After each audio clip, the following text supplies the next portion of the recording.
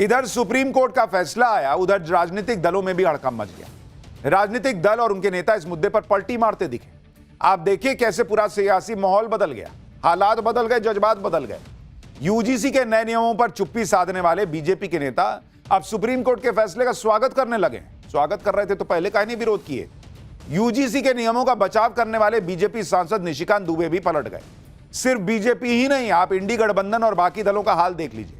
UGC पर राहुल गांधी से सवाल किया गया तो उन्होंने चुप्पी साध ली। कांग्रेस के बाकी नेता भी सुप्रीम कोर्ट के फैसले पर मोदी सरकार को घेरते घेरते खुद फंस गए। कल तक विरोध करने वालों को कोसने वाली मायावती अब सवर्ण समाज के समर्थन में उतर आई हैं। पीडीए की पॉलिटिक्स करने वाले अखिलेश यादव भी सुप्रीम कोर्ट के फैसले का स्वागत कर रहे हैं। ममता बनर्जी की पार्टी के सांसद अचानक ये बोलने लगे कि यूजीसी के नियम गैरकानूनी थे। मतलब बॉस गजब पॉलिटिक्स चल रही है। जिस कमेटी ने, संसदीय कमेटी ने इन नियमों को देखा, उसमें बीजेपी भी, सपा भी, टीएमसी भी, कांग्रेस भी, सब शामिल थे। नियम बन भी गया। उसके बाद जब सवर्ण समाज ने विरोध किया, इनमें से ज्यादातर लोग सामने नहीं आए, एक ट्वीट नहीं। जो लोग वहां गाजा पट्टी पे एकदम न्योछावर हो जाते हैं, वो यहां सवर्ण समाज के लिए बोलने के लिए तैयार नहीं थे। अब कोर्ट का फैसला आया, हाँ ठीक किए बॉस, ठीक किए। मतलब गजब पॉलिटिक्स चल रही है बॉस इस देश में। एक एक राजनीतिक दल और उनके नेता सब फंसे हुए हैं। सुप्रीम कोर्ट का फैसला आने के बाद सबसे ज्यादा चर्चा बीजेपी सांसद निशिकांत दुबे की भी हो रही है, क्योंकि वो कई दिनों से यही माहौल बना रहे थे कि यूजीसी के नियम तो ठीक हैं, बस कुछ भ्रांतियां हैं। लेकिन आज जब कोर्ट का ऑर्डर आया तो निशिकांत दुबे पलट गए। कोर्ट के ऑर्डर पर उन्होंने कहा कि यूजीसी पर गाली देने वाले सभी ज्ञानी, पिछले 2 दिनों से संसद जा रहा हूं, किसी राजनीतिक दल के किसी सदस्य ने इस पर चर्चा तक करना मुनासिब नहीं समझा। उल्टा जिस सरकार ने प्रधानमंत्री मोदी जी के नेतृत्व में ईडब्ल्यूएस को 10% आरक्षण देकर गरीब की सुध ली, उसी को गाली। मैं दोबारा आपसे करबद्ध निवेदन करता हूं कि मोदी जी पर भरोसा रखिए। संविधान की धारा 14 और 15 के तहत ही देश के कानून चलेंगे। सुप्रीम कोर्ट ने वही किया जो मैंने कहा। आप तो सर कह रहे थे कि भ्रांति है, भ्रांति है, भ्रांति दूर होगी। सुप्रीम कोर्ट ने तो क्रांति कर दी। सुप्रीम कोर्ट ने नहीं कहा कि आप पब्लिक को नियम नहीं समझ में आ रहा है। सुप्रीम कोर्ट ने साफ कहा कि ये नियम देश के को जो है समाज को बांट देंगे, इसका गलत यूज हो सकता है। सुप्रीम कोर्ट ने कहा बॉस। सुप्रीम कोर्ट ने भ्रांति शब्द का इस्तेमाल भी नहीं किया और कह रहे हैं कि संसद में कोई और दल नहीं बोल रहा है इस पर। तो संसद में जो दल बोलते हैं वही बात सही होती है, तो वो तो बहुत कुछ कहते हैं। संसद में विपक्ष जो कहता है वही सही है, तो वो तो डेड इकोनॉमी भी बता रहा है। डेड इकोनॉमी सही है क्या? वो तो ये भी कहता है कि अडानी अंबानी की सरकार चल रही है, तो चल रही है क्या? उसमें तो आप कहते हैं झूठे बोलते हैं ये लोग। आज वो चुप हैं तो आपको सर्टिफिकेट मिल गया कि यूजीसी का नियम ठीक होगा। हर मुद्दे पर जेंजी की रट लगाने वाले राहुल गांधी भी यूजीसी के मुद्दे पर चुप है, क्योंकि राहुल गांधी को लग रहा है कि इस मुद्दे पर बोलने से उनकी जाति वाली पॉलिटिक्स को नुकसान हो जाएगा। इसलिए आज जब राहुल गांधी से यूजीसी के मुद्दे पर सवाल किया गया तो बिना जवाब दिए आगे बढ़ गए। ऐसे दिखाए जैसे सवाल सुने ही नहीं है। देखिए संसद परिसर में क्या हुआ। सर यूजीसी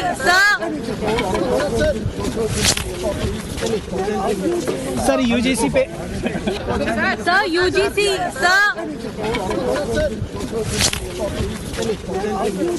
यूजीसी पे यूजीसी पर राहुल गांधी की चुप्पी इस मुद्दे पर कांग्रेस की कंफ्यूजन को भी दिखाती है, क्योंकि आप देखिए सुप्रीम कोर्ट का फैसला आने से पहले तो कांग्रेस के ज्यादातर नेता साइलेंट मोड में थे। कांग्रेस का क्या स्टैंड है इस पर कोई क्लैरिटी नहीं थी। लेकिन जब सुप्रीम कोर्ट का फैसला आया तो कांग्रेस के नेता कहने लगे कि अरे ये तो बीजेपी के मुंह पर कोर्ट का तमाचा है। यानी आप मान रहे हैं कि कोर्ट का रुख सही है, सवर्ण समाज के लोग जो प्रोटेस्ट कर रहे थे वो सही था।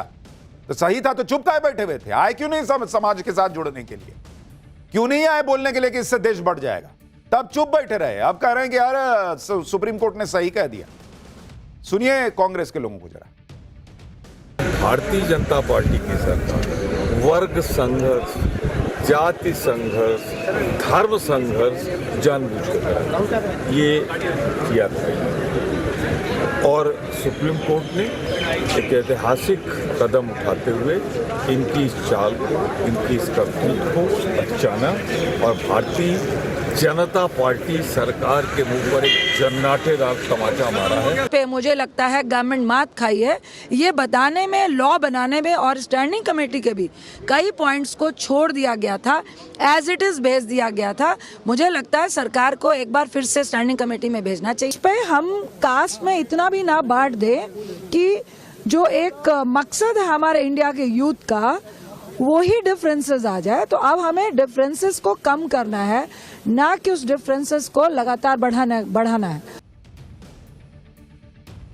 हम कास्ट में इतना भी ना बांट दें, ये वो कांग्रेस सांसद कह रही हैं जिनके नेता राहुल गांधी दिन रात जो है यही गिनाते रहते हैं कि मीडिया वाले तुम्हारे यहाँ कितने SC ST OBC हैं, बताना जरा फलानी जगह कितने SC ST OBC हैं।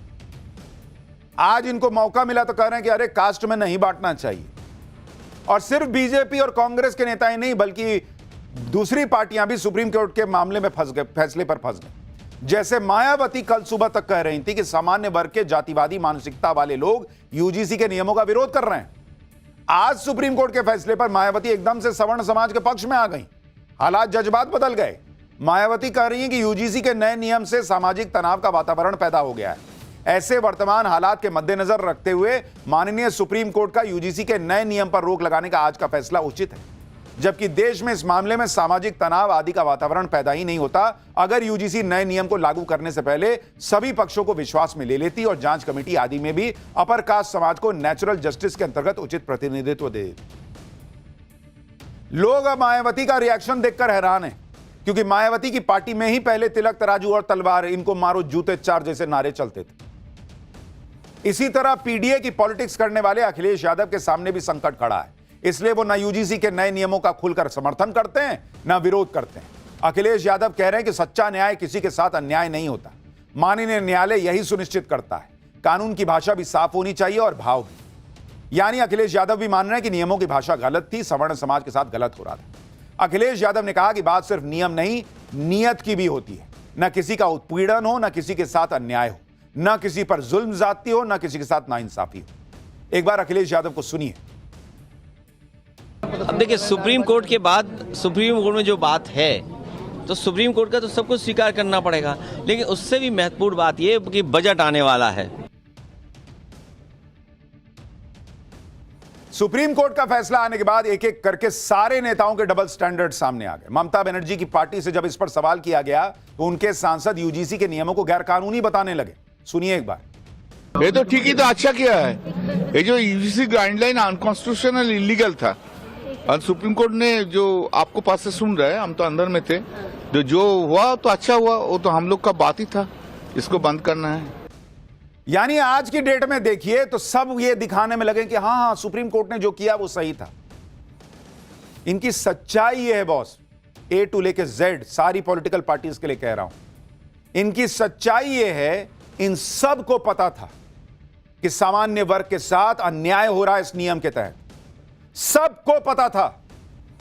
लेकिन OBC SC ST समाज कहीं नाराज ना हो जाए, कहीं वो वोट बैंक मेरे हाथ से ना निकल जाए, कहीं वो मोदी से जाके और ज्यादा ना सट जाए, इसलिए मुंह से भकार नहीं निकल रहा था, आवाज नहीं निकल रही थी इन लोगों की। आज सुप्रीम कोर्ट ने जब रोक लगा दी इस कानून पर, इस नियम पर, तो सुप्रीम कोर्ट के कंधे पर रखकर जो है सहानुभूति का मलहम लगाने के लिए सुप्रीम कोर्ट के कंधे पर चढ़कर आए कि ना गलत हो रहा था भाई। क्यों? क्योंकि अब कह पाएंगे कि देखो मैं नहीं कह रहा ना यार, OBC SC ST समाज के लोगों, मैं नहीं कह रहा, सुप्रीम कोर्ट ने कहा है, इसलिए सुप्रीम कोर्ट ने कहा तो ठीक ही कहा होगा। आप इस देश के नेता हैं, गलत को गलत कहने की लड़ाई नहीं लड़ सकते, आम पब्लिक के साथ खड़े नहीं हो सकते, और आप कहते हैं कि आप इस देश के नेता हैं। सामान्य वर्ग के लोगों ने इस देश के लिए आगे बढ़ाने के लिए क्या नहीं किया है बॉस? क्या कमी छोड़ी है उन्होंने? आज की डेट में कहां इतना आप देखिएगा, मतलब मुझे तो लगता है कई बार लोग दोस्ती में आजकल बहुत सारी ऐसी जगह, कई जगह अन्याय होता होगा, लेकिन बहुत जगह ऐसा है कि लोग जाति भी नहीं पूछते, जिसे आप जेन जी कहते हैं, लेकिन आप उसको एक खांचे में डालकर देखेंगे क्या? उसके साथ कोई खड़ा होने को तैयार नहीं होगा क्या? और ऐसा नियम बन जाएगा। आप यह भी देखिए कि इधर UGC के नियमों पर रोक लगने से प्रदर्शन करने वाले जनरल कैटेगरी के छात्र खुश हैं, जश्न मना रहे हैं, ऐसे भी छात्र हैं जो इस फैसले से निराश हैं, जिन्हें लगता है कि यूजीसी के नियमों को तो जल्द से जल्द लागू कर देना चाहिए। दोस्त, कोई नहीं कह रहा कि एससी, एसटी, ओबीसी कोई भी शोषित समाज है तो उसको न्याय ना मिले, लेकिन सिर्फ इतना कहा जा रहा है कि नियमों का दुरुपयोग ना हो और न्याय मिले तो सबको मिले। कोई एससी, एसटी, ओबीसी को प्रोटेक्शन देने से मना नहीं कर रहा भाई। और यह एक तरीके से समाज को बांटने वाला नियम था। सुप्रीम कोर्ट ने यूजीसी के नियमों पर रोक तो लगा दी है, लेकिन मामला यहीं खत्म नहीं होता। करणी सेना और परशुराम सेवा संगठन बड़े आंदोलन की धमकी दे रहे। इन संगठनों का कहना है कि इस नियम को पूरी तरह से रद्द किया जाए। ये लोग 1 फरवरी को बड़ा प्रदर्शन की बात कह रहे हैं। आंख से अंधे कान के बहरे लोग हैं जो लोकसभा में बैठे हैं, उनको सुनवाई की मामला है। उन्होंने बनाया ये बिल और उनके खिलाफ जब तक हम लोग खड़े होकर एकजुटता नहीं दिखाएंगे और वो बिल वहां पे खारिज नहीं होगा, जब तक न कोई इसमें कोई ताकत, ये इसमें कोई जीत है और न हम जीत मानेंगे। आंशिक हमको लाभ मिला है, लड़ाई लंबी चलेगी। आने वाली 1 फरवरी को शहीद स्मारक जयपुर पर एक बड़ी सभा कर रहे हैं हम, जिसमें स्वर्ण समाज के जितने भी वर्ग, जातियां और समाज आते हैं उस दिन एकत्रित होंगे। यानी मामला अभी यहीं खत्म नहीं हुआ है। यह बड़ा मुद्दा है जिस पर लगातार बात हो रही है। सुप्रीम कोर्ट का फैसला आने के बाद अब घमासान और भी तेज हो सकता है। लेकिन एक बात यह भी है कि आज सुप्रीम कोर्ट का फैसला आने के बाद प्रधानमंत्री नरेंद्र मोदी की सरकार को एक मौका इस बात का भी मिला है कि टीम मोदी को रिबूट किया जाए। क्योंकि आप हाल फिलहाल में देख लीजिए कि एक के बाद एक बड़े मुद्दे आए, जिसमें कई बड़े मंत्री इन मुद्दों को लेकर घिरे और बहुत नेगेटिव माहौल बना है सरकार को लेकर। जैसे आप याद कीजिए कि अरावली का मुद्दा, इसमें पर्यावरण मंत्री भूपेंद्र यादव घेरे में आ गए। सोशल मीडिया पर खूब माहौल बना, सड़कों पर प्रदर्शन हुए। फिर मामला सुप्रीम कोर्ट गया और वहां पर अरावली पहाड़ियों की परिभाषा को लेकर जो आदेश दिया गया था उसे रोक दिया गया। इसी तरह से इंडिगो का मुद्दा देख लीजिए। राम मोहन नायडू एविएशन मिनिस्टर घेरे में आए। इसमें काफी फजीहत हुई सरकार की। हजारों फ्लाइट्स पर संकट आया। इंडिगो की मनमानी चलती रही, पैसेंजर्स परेशान हुए। जब चीजें एकदम हाथ से निकल गई तब मंत्री जी एक्शन में आए। इसी तरह से नीट पीजी कट ऑफ मामला देखिए कि कट ऑफ -40 तक कर दिया गया। इस पर बहुत बवाल हुआ। जब बवाल हुआ तो कहा गया कि सीटें खाली हैं, उन सीटों को भरने के लिए ये सब कर रहे हैं। लोगों ने कहा तो फिर एक काम करो कि घर से उठा के ही बना दो ना डॉक्टर। धर्मेंद्र प्रधान शिक्षा मंत्री, यूजीसी के नए नियम, फिर उन पर सवाल उठा कि भाई ये क्या ही कर रहे हैं, और अब सुप्रीम कोर्ट ने रोक लगाई। और इसलिए हम कह रहे हैं कि नरेंद्र मोदी 2047 का विजन लेकर चल रहे हैं। मोदी और शाह ये 2 ऐसे नेता हैं बीजेपी में जो टेस्ट क्रिकेट खेलने वाले जैसे प्लेयर होते हैं ना, लंबी पारी वाले, उस तरह की पारी खेल रहे हैं। लेकिन क्या नरेंद्र मोदी की टीम वैसी पारी खेल रही है? क्या नरेंद्र मोदी की टीम में कुछ नेता हैं जो उस तरह के विजन और सोच के साथ काम कर रहे हैं? वरना बीते 3-4 महीने में इस तरह की बड़ी बड़ी घटनाएं कैसे हो गई? क्या नरेंद्र मोदी को ऐसे लोगों पर सोचने की जरूरत है? ऐसे टीम के लोगों पर सोचने की जरूरत है? क्या टीम मोदी को रिबूट करने की जरूरत है ताकि ऐसी घटनाएं ना हो? यह सोचना चाहिए।